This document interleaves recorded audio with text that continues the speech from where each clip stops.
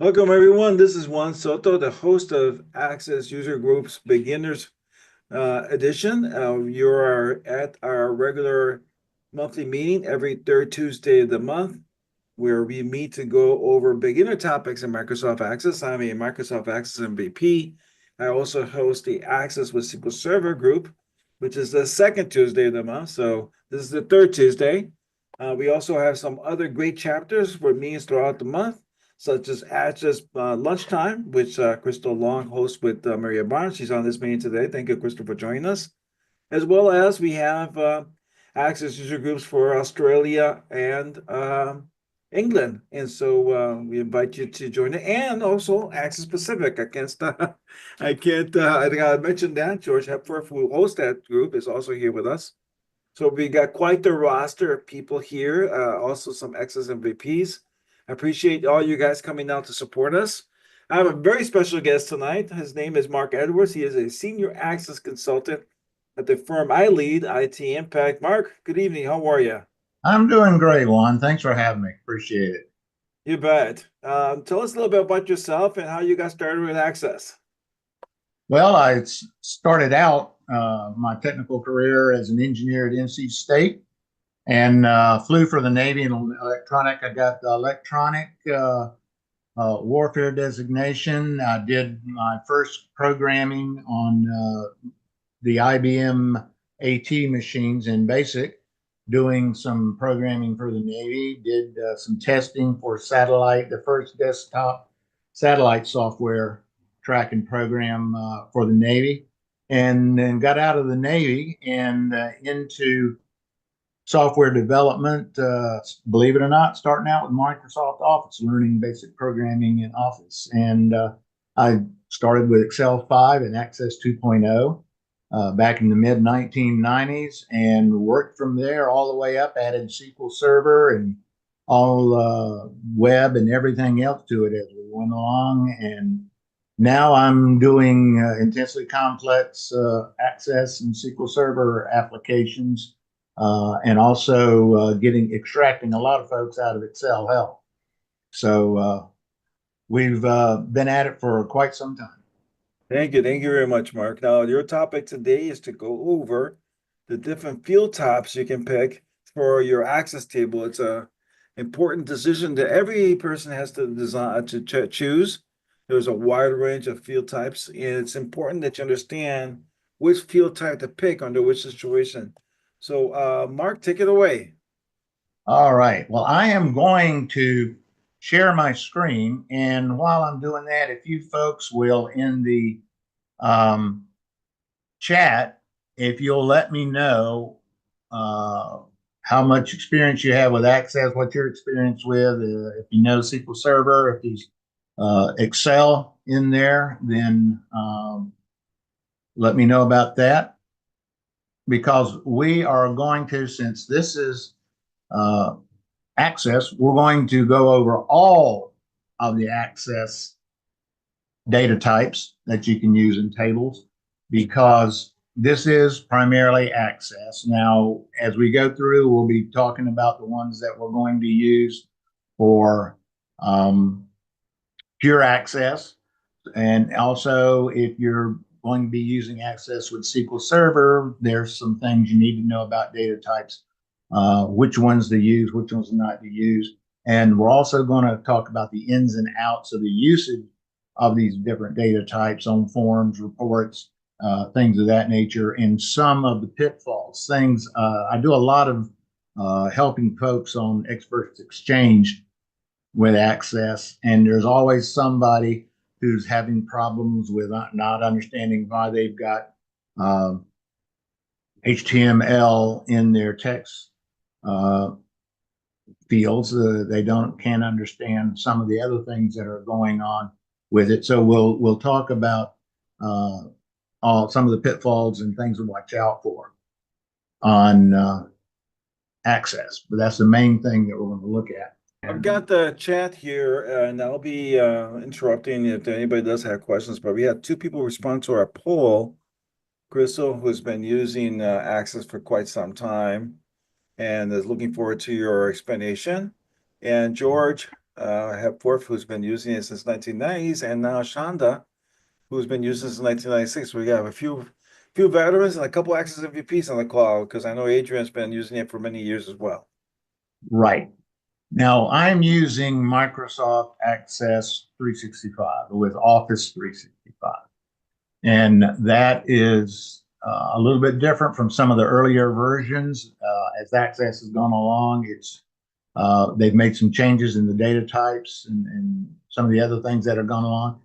So we'll be trying to cover some of that as well. Now I have created a table here, and I have created fields for all of the data types that we're going to talk about. And I know most of you are probably familiar with a lot of this already, but we're going to go ahead and cover it anyway. Short text, 255 alphanumeric characters. And we have long text, which used to be known as the memo field, but it's called long text now. Now, one of the things that a lot of folks like to use with long text is they like to use the rich text format, but there's a plain text format, and it can cause some problems if you're not familiar with how to coordinate using the rich text and the plain text formats. Long text and rich text. I'm going to expose this, and if you click on the long text, plain text, and there's the rich text, and you'll notice that you have the controls for it. Now, the rich text, what it does is it gives you, as I'm sure most of you are familiar with, the ability to format your text. But you don't have that capability with the plain text.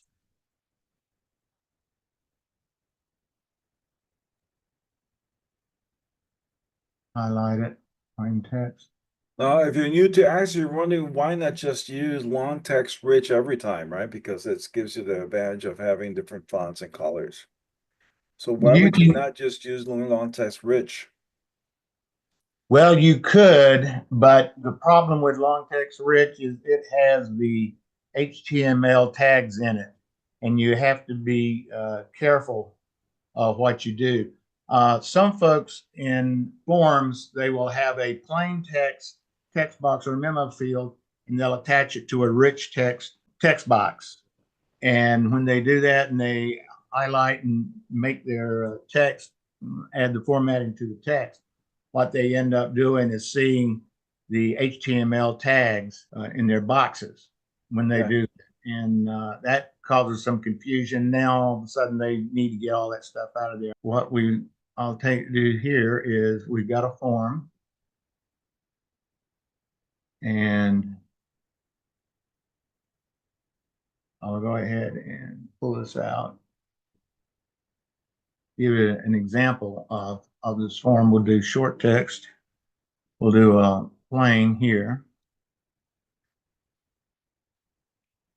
Now on Access, you don't normally enter your data straight into the table. You're entering it through a form or a query, and mostly forms. And this is where you have to coordinate the properties of the boxes and the controls with the properties on the table.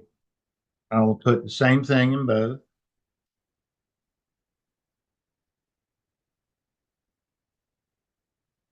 Now on a plain text control, you'll see we don't have the formatting controls available to us, but we do on the rich text, because the rich text control has inherited the controls from the table. So the control has inherited the properties from the table.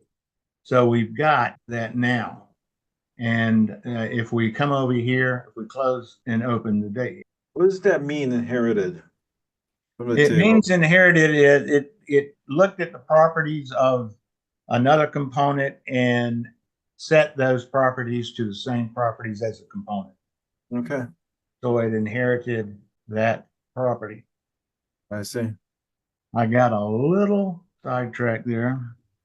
Now you notice that we can't highlight any of this stuff. And so I'll close the form and reopen the data type. text is plain text.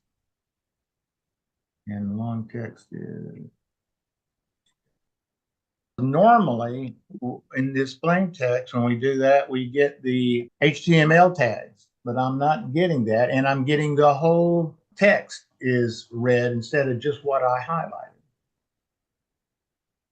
However, you use the inspector and press Shift F2 on the field. Yeah, the zoom, there you go.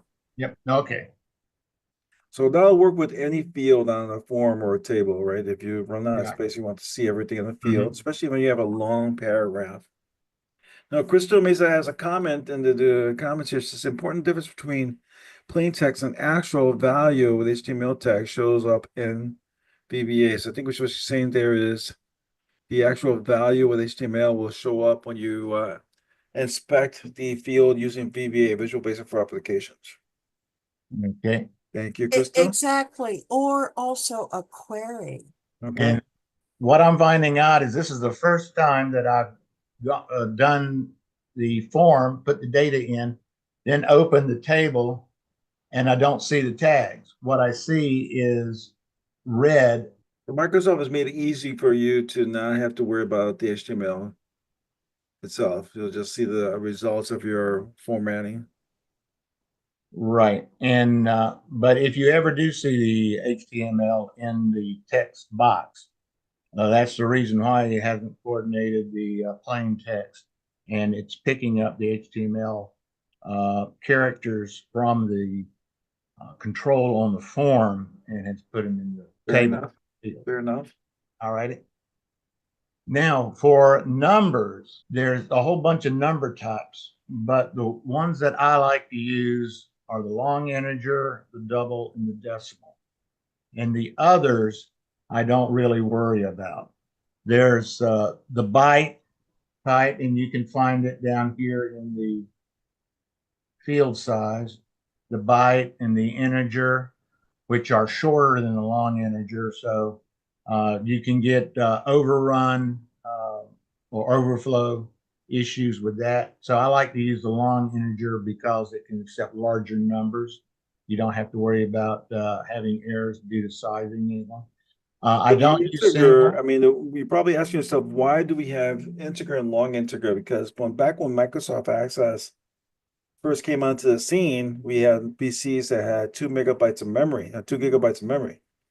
And memory management was all the rage back then. Now you buy a PC, it's got 16 gigabytes of RAM and terabyte hard drive for $500. But back then in the day when I had hair on my head, memory was an important factor you have to take into consideration. So just to be safe, we would recommend you pick long integer because the integer value only has a value up to, I believe, 32,000. So if you have a long number, like multiple millions that you want to store in that field, it wouldn't work with the integer value. You have to use the long integer.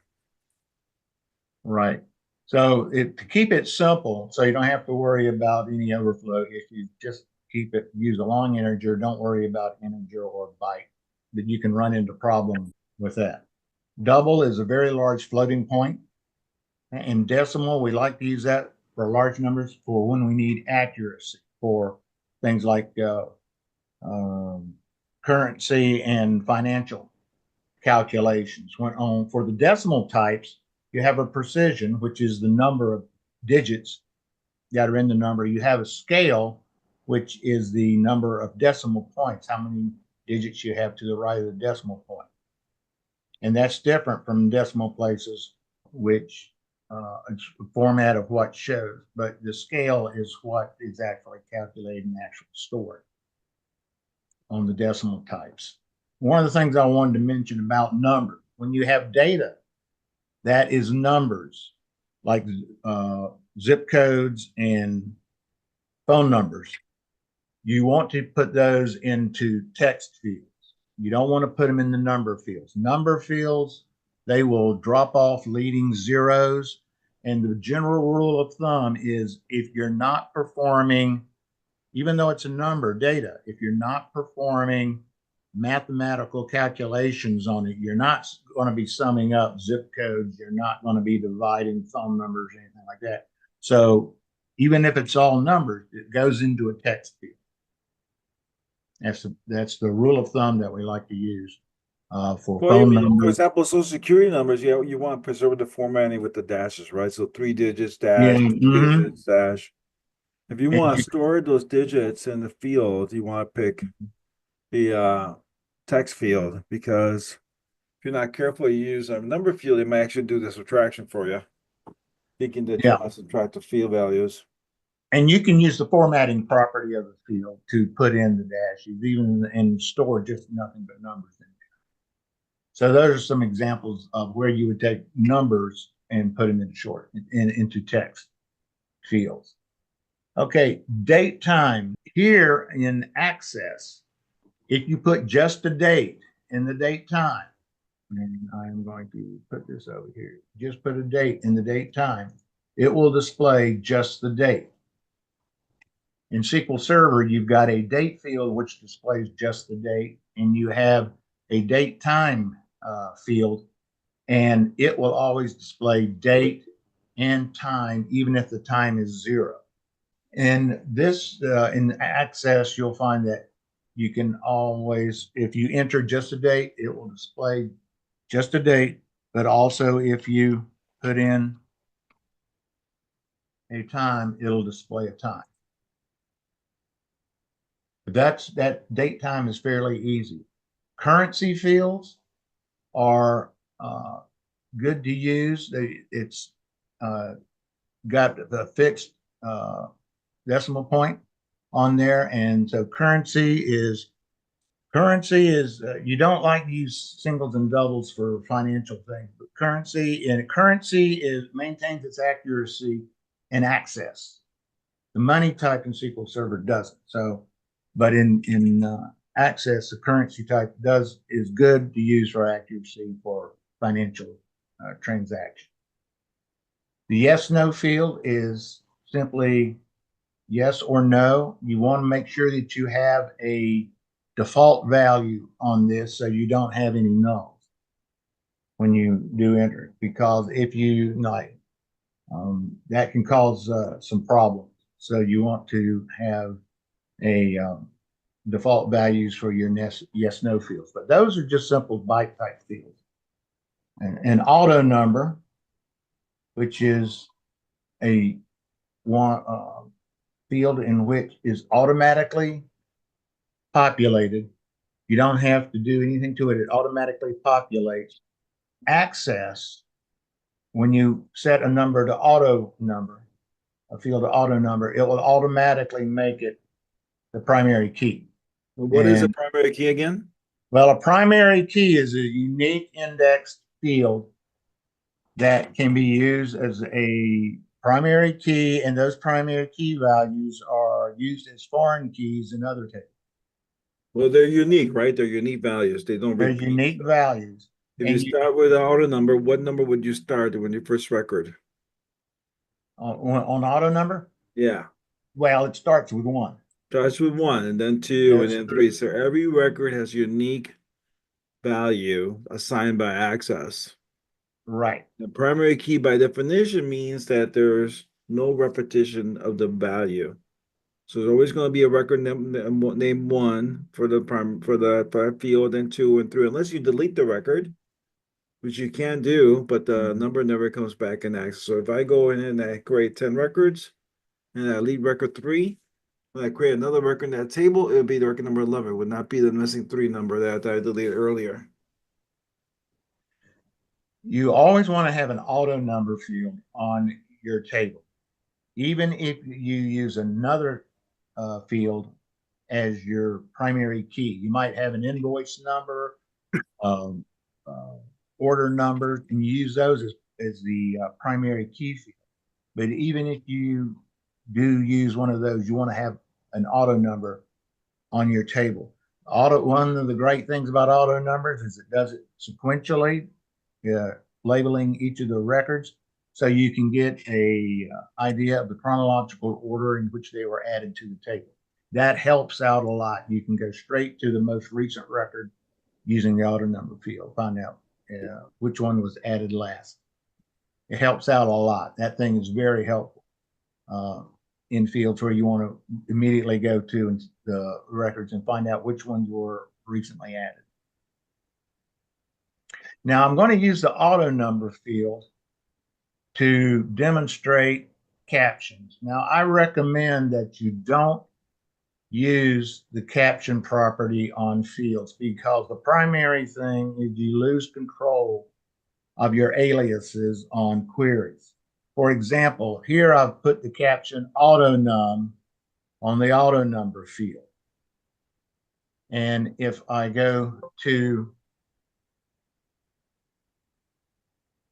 now if I go to a query, here's our auto number field on here. And I've got auto number, which I brought down. I've got my alias XYZ. Then I expect to see XYZ when I run the query, but when I run the query, I don't see XYZ, I see auto number. So I'm not getting what I'm wanting. The caption overrides the alias. And then if I take that query, query 1, and I put it in another query, I see my alias here, not autonum, but I see the alias as the field in query 1. So I put it down here. And then I want to put the alias ZYX on it. And then when I run the query, I expect to see ZYX, but I don't. I see autonum. So be aware of that you, using the caption properties on tables, you lose the ability to control your aliases on your query. Okay, fair enough. We'll be talking about queries in 2025, but thank you for bringing it up. Right, wanted to mention that on that. Now then. George what's Epworth says he's not sure auto number is automatically designated as the primary key. When you add auto number to a table, he's not sure that it will do the primary key thing automatically. Okay, well, if we were to create a table, and let's see, we come over here, we call it table 1. There it is. Well, that's because there's a setting where it creates a table for you automatically for beginners, right? But if you start a table from scratch, I'm not sure it does the primary key, but you're right. In this case, it does. Yeah, if you start from the design view and if you start from design view rather than table view, it won't automatically do that. Okay.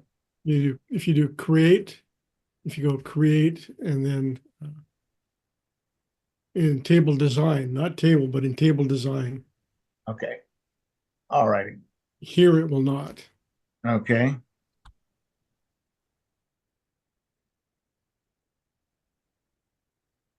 Right. Yeah, what if you save the table? What happens when you save the table? All right. Well, we should save the table. Table 1. I think the thing is, Juan, it's part of the wizard. When you've got when you open it straight into it's one of the things that the wizard does for you, rather than something that table design per se does for you. Right. The table design does not do what the wizard does. It doesn't add it in there. But we get a pop-up saying, hey, do you want to make it the primary key? You don't have a primary key already noted. So it suggests it if it doesn't do it outright on the wizard. You just using design view does recommend it and give you the option of adding it. Okay. Okay. Now, after auto number, I'm going to go down to large number and date time extended. These are probably some of the latest new data types that they've added to this. This is for compatibility with SQL Server. The big int numbers on SQL Server can map to large number, and the date time 2 on SQL Server comes into extended. So this is for if you're taking data from SQL Server and you want to import it into your Access or you want to link a SQL Server table to Access, you'll want to have tables that are compatible with that so you don't get errors, overflow errors, and so forth.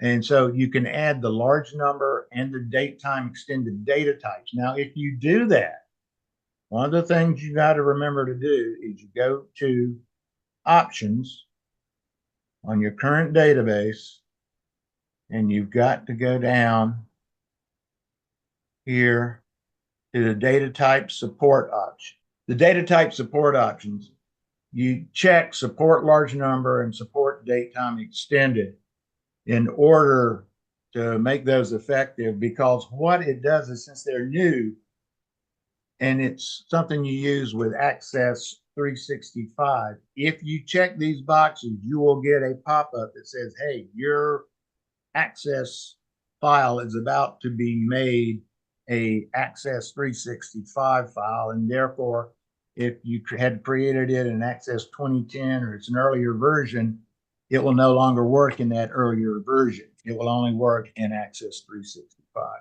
So you want to be careful about it. So a little coordination is needed if you're going to be using those two new fields. Hyperlink field. This is simply put, you can put a path in there and put a hyperlink. We're going to put a hyperlink on here.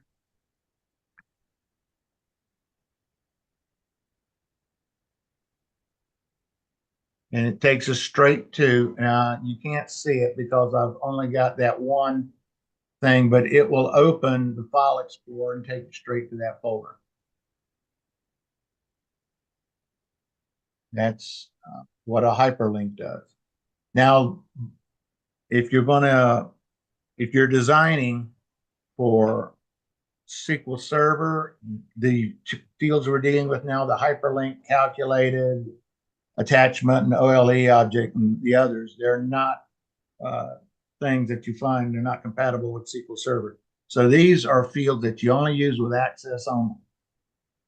You don't use them in your tables if you're looking to upgrade to SQL Server, upscale to SQL Server later on. But we are going to cover how they're used and what to do. Calculated fields, don't really recommend you use those. Calculated fields is you put an expression in the field to calculate, and you can use the values that are in other fields in the tables, or you can use another formula, and it will automatically calculate that value. So you can see in the calculated field, we had 1 + 2, so we got 3.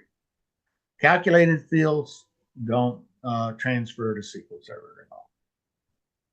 Attachments, this is where you can save attachments, files in your database table. Keep in mind, though, that when you put these attachments in there, you're adding size to your database.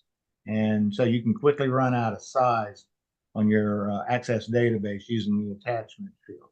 It's better to have a text field with a path to a file in a folder rather than using the attachment field. But the way you use an attachment field is you can double click it, you can add, and what we'll do here is we'll go down quickly to, and I will simply add a professional development document to the attachment. We'll add it in there, highlight it, click on it, and you can press OK. Now you see we got one attachment in there. We can double click it, highlight it, and if you want to open it, you open it. And you can't see it because it's not part of the screen that's being shown, but it opened Microsoft Word for that field. And it works the same way on a form that has a control that's tied to the attachment field. OLE object is a thing where we can insert images and other objects. You can insert an object. It says bitmap image. We press OK. We don't want to, let me see, we don't want to do that. What we want to do is we want to insert an object.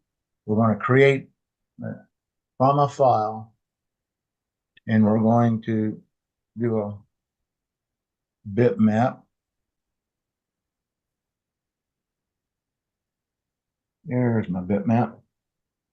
We'll add a bitmap to it, and OK.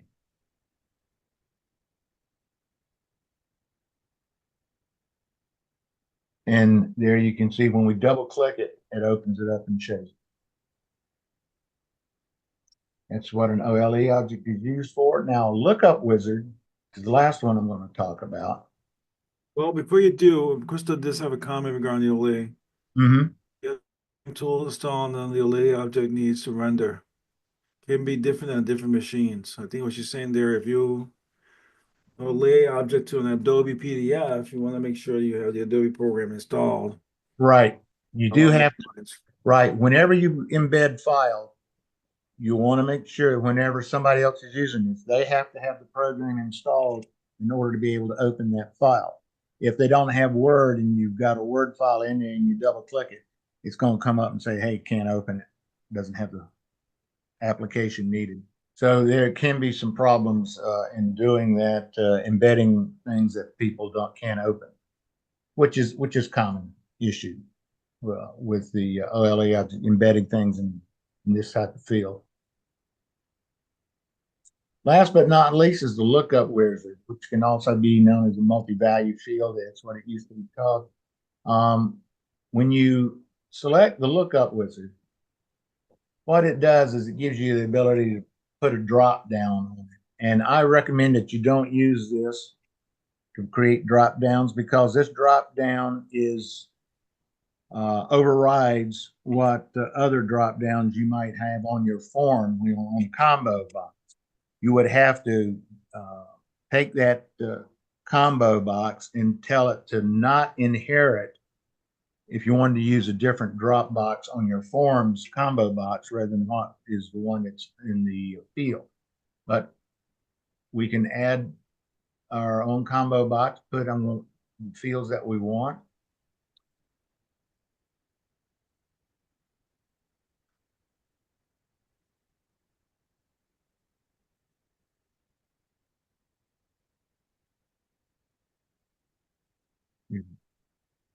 Added that to it. We're going to allow multiple values, show you what that's like, and we're going to finish. Now that we've done that, we're going to save the table, and we're going to go to our lookup wizard field, and we can see we've got a drop down. And we can make multiple selections on it. Now, one thing about that multiple drop down, if you're using it in your form on your lookup wizard, you see how it pulls the different things, and you can see that it uses that listing. If we go to design view on the form,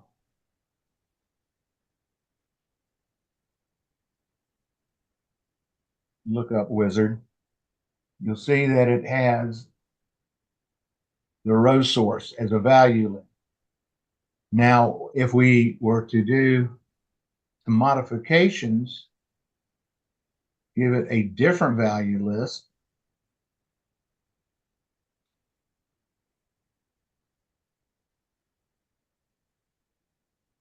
and we go back to our form with our new listing, we see that we still have the old list. It was inherited. The way we fix that is you have to go to the field or the control on the form.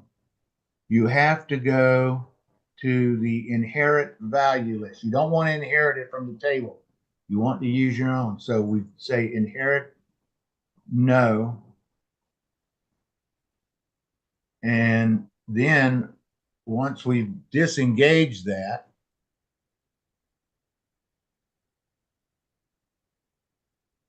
we then get our new, what we had on there. We're able to use that. And it has the two values that we'd already selected on there. Crystal has another great comment.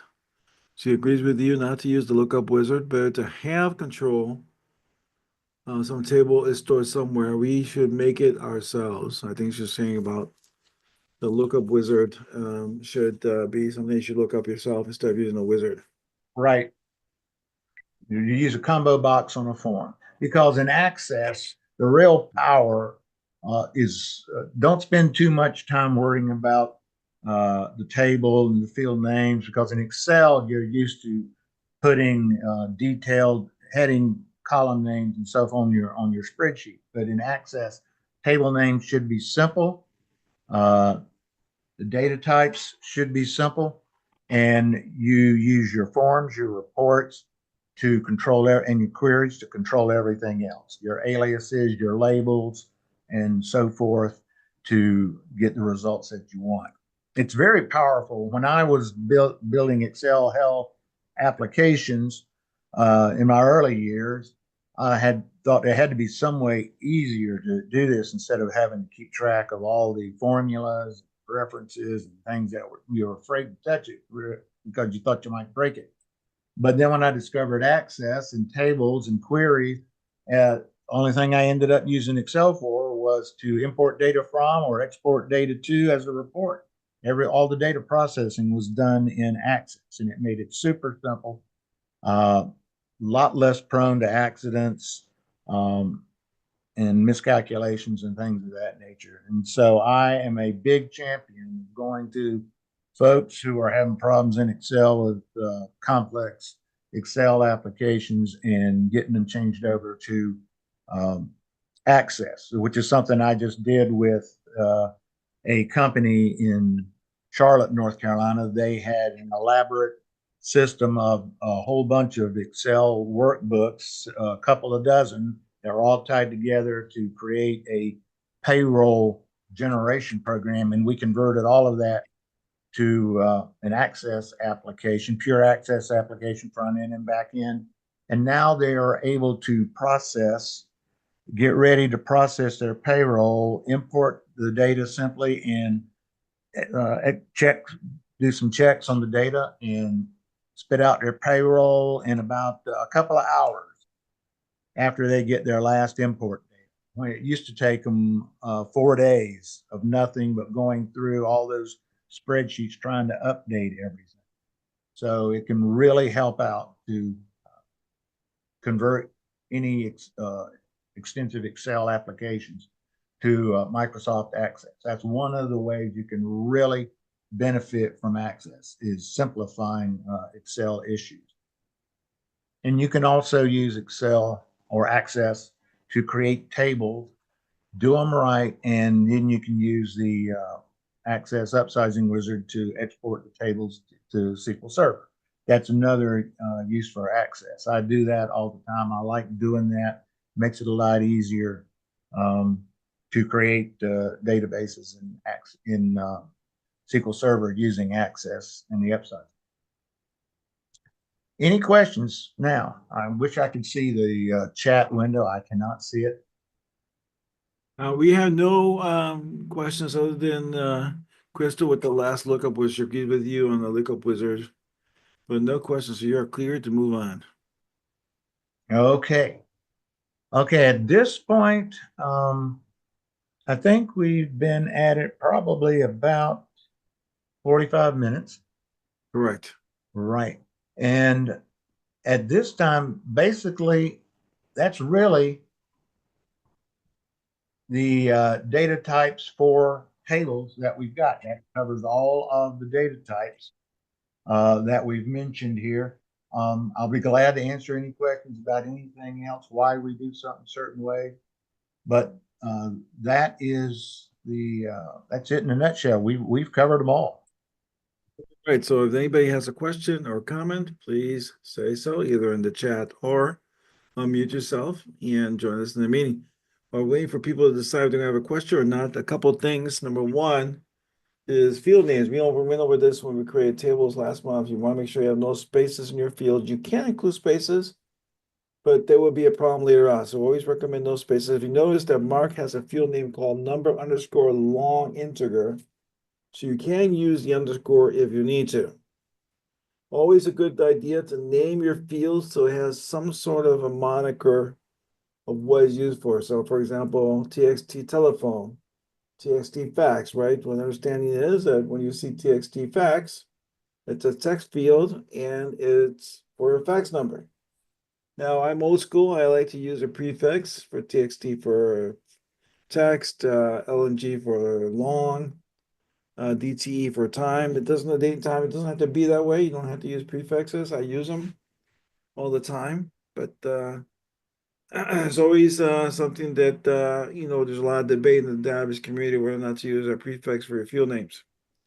The last thing is avoid using a field name that is a reserved word, such as date, time, Monday, Tuesday, right? You stay away from stuff that may cause you issues later.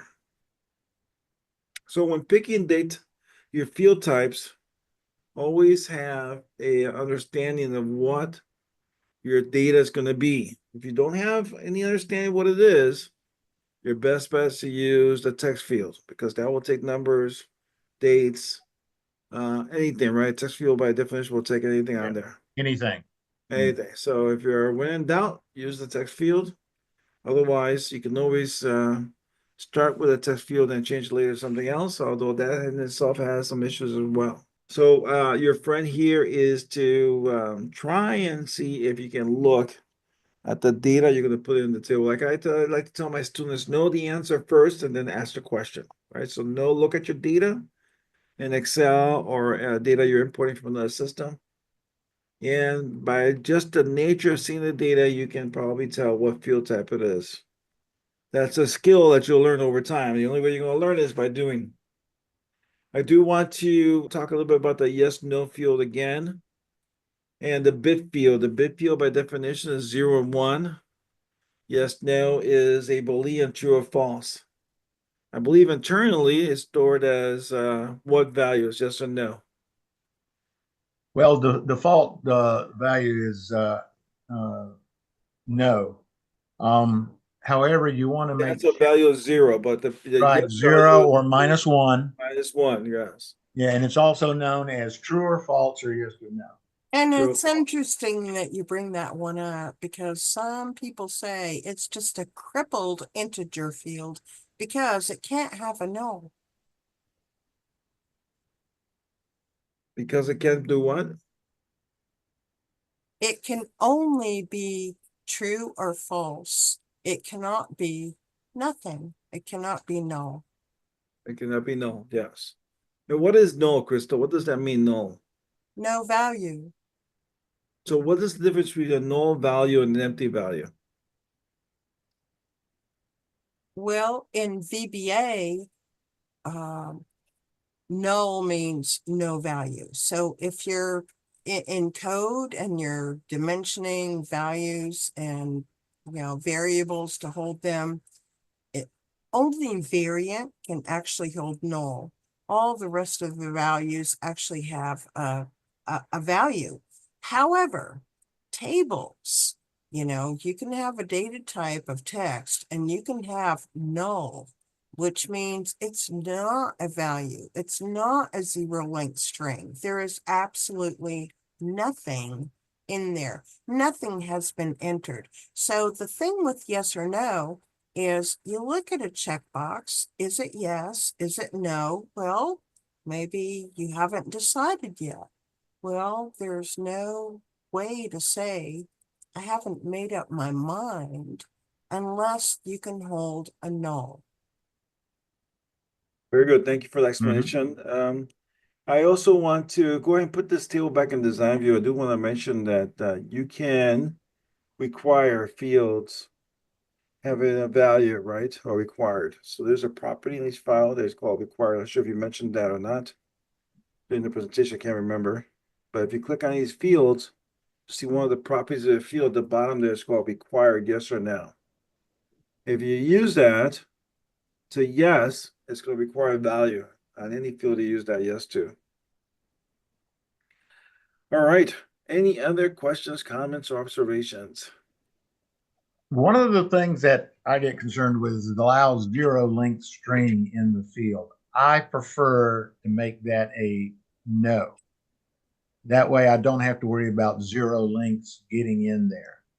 I have had to extract many a person, solve some of his querying problems because they allowed zero link strings into the column, into the field. And they were wondering why they weren't getting results when they filtered for null. And they weren't getting those. They had to find out it's got zero link strings or even worse, spaces. There's things that you can't see that can get in there that can mess up your filtering. Can I just comment on that, Mark? Mm-hmm. I have a very similar view in that I prefer, required yes and zero length fields no. But I would say that it's probably best to recommend that people understand that both are possible and should therefore code in such a way that it handles whichever might come at them. Because people often they design it one way and think, oh right, that means it can only go that way. And fine, that's fine in their systems, and it's fine in my system because that's how I code it. However, it's probably better to get into the habit when you're checking for whether something's not got anything in there, and by which I mean either a zero length string or a null. It's probably better to check defensively, such a way that it will catch either, if that's what you're looking for. Yeah, and Access, when you can be importing stuff from text fields from Excel, other places, you can't see these things. You get all kinds of garbage in these fields, like even a return, carriage return in there, where you can't see. It looks like it's an empty field, but it's actually got something in there. You just can't see it because it's on the second line. Sure.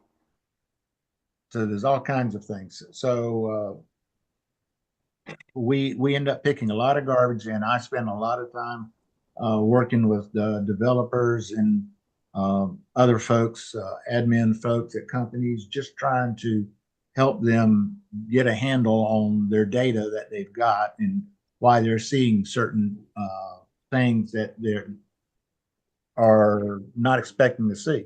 They're wondering why it's not there, and we have to find out that it's either a empty string or it's got a space or some other piece of data in there. And you see this all the time. If you go to the forums like Experts Exchange, you see there's always somebody who's saying, hey, I'm getting this, don't understand it.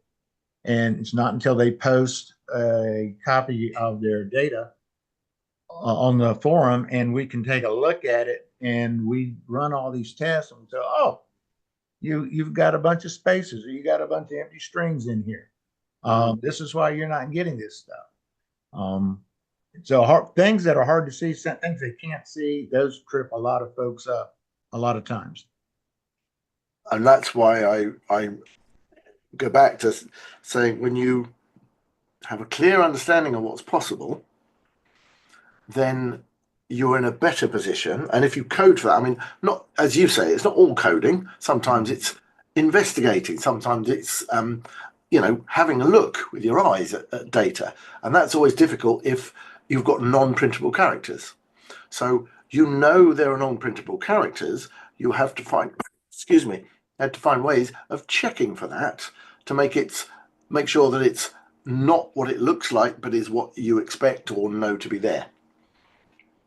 Right. So it all goes down to understanding what the possibilities are so that you design your code and when you do your looking, when you look, you've also got to be aware of it so that when you're doing that looking, things are going to make sense to you. Thank you, Adrian, for that. Really appreciate it. Another thing is, if you see these properties on the bottom, you can click on any of these fields and press the F1 key to get more information on them. So if you wanted to know what IME mode means. You click on the IME mode field and then press F1, and that'll take you to a web page where you can learn more about the IME mode. Yep, that's what I got.